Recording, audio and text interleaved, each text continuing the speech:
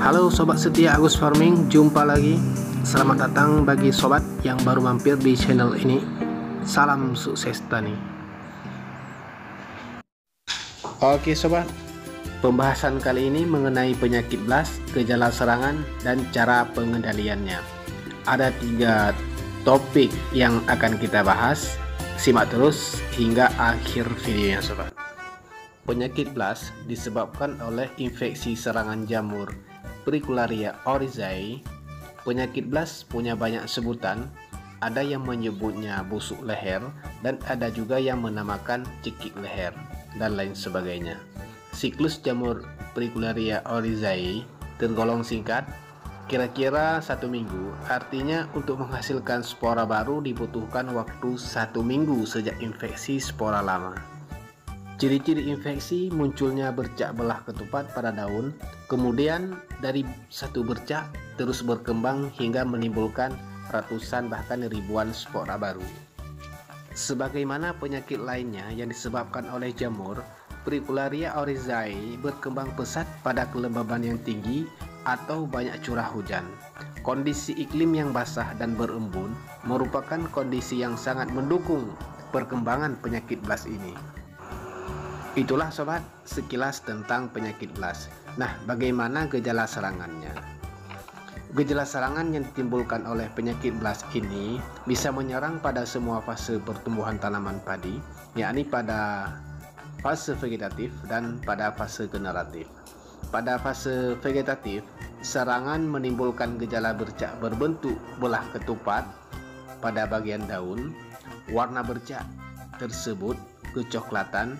Gejala ini disebut blast daun. Pada tingkat serangan yang parah dan tanpa pengendalian, berakibat kematian pada tanaman padi.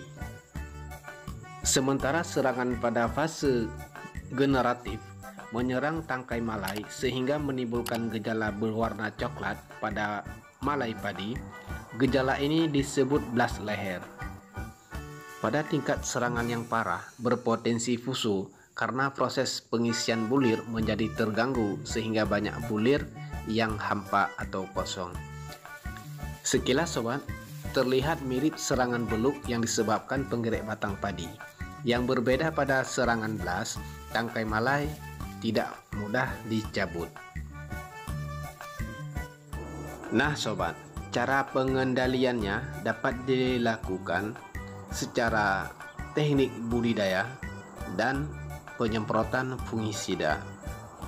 Untuk teknik budidaya, menggunakan varietas yang tahan terhadap penyakit blast sehingga risiko terkena penyakit dapat dicegah sedini mungkin.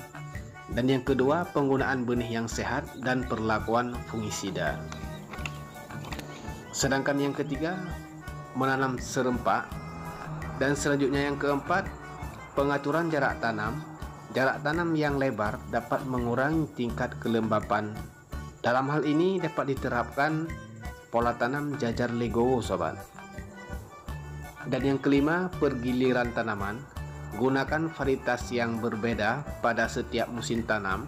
Jangan menanam satu varietas secara terus-menerus. Kasus ini pernah terjadi pada varietas Ciherang yang ditanam secara terus-menerus sehingga rentan terserang penyakit blast.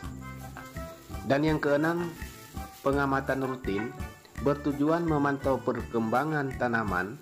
Bila ada indikasi serangan, dapat segera ditindaklanjut. Dan selanjutnya sobat, yang ketujuh, pemupukan yang tepat dan berimbang. Penggunaan pupuk nitrogen yang berlebihan didukung curah hujan yang tinggi, tanaman rentan serangan berbagai penyakit. Ketersediaan unsur haraka yang cukup dapat membuat tanaman padi tahan terhadap berbagai macam jenis penyakit sobat.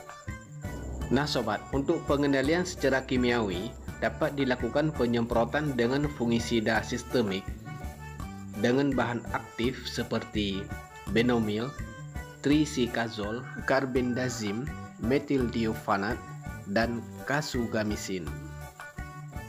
Semua bahan aktif tersebut sobat ampuh mengatasi berbagai serangan penyakit yang disebabkan oleh jamur Fricularia oryzae. dan beberapa jenis jamur lainnya seperti busuk bulir, gosong palsu atau penyakit ustilagu. Penggunaan fungisida tersebut sobat juga dapat dilakukan untuk protektif atau perlindungan tanaman yang digunakan sejak tanaman berumur 30 hari, 40 dan 60 hari setelah tanam. Nah sobat, dosis penggunaannya bervariasi tiap bahan aktif karena banyak kita jumpai berbagai macam produk atau merek dagang di pasaran. Jadi untuk dosis penggunaannya dapat sobat lihat pada label kemasan tiap produk. Dalam hal penggunaan pestisida, janganlah berpaku pada satu produk. Namun pilihlah ataupun sesuaikan bahan aktif yang akan digunakan. Oke sobat, sekian dulu pembahasan kali ini. Semoga pembahasan ini bermanfaat. Salam sukses tani.